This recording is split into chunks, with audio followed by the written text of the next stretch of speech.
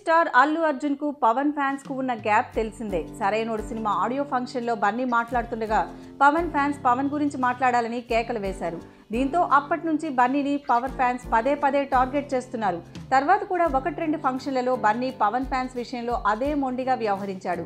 చివరకు దానికి డిఫరెంట్ గా వివరణ కూడా ఇచ్చుకున్నాడు. ఇక ఇటీవల బన్నీ మెగా పవన్ ఫ్యాన్స్ తో సంబంధం లేకుండా తనకంటూ సెపరేట్ గా ఫ్యాన్స్ మీటింగులు పెట్టుకుంటున్నాడు.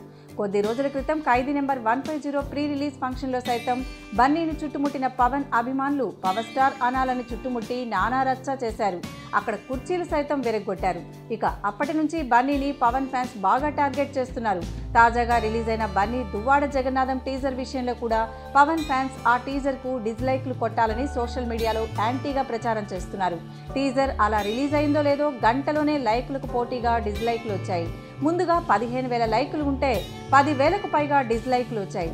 తర్వాత ఇవి క్రమక్రమంగా పెరుగుతూ వెళ్తున్నాయి. పవన్ ఫ్యాన్స్ మాత్రం బన్నీ టీజర్ బాగాలేదని పోస్టులు పెడుతూ డిస్లైక్లు కొడుతున్నారు. ఈ వార్ ఎలా మలుపులు తిరుగుతుందో చూడాలి.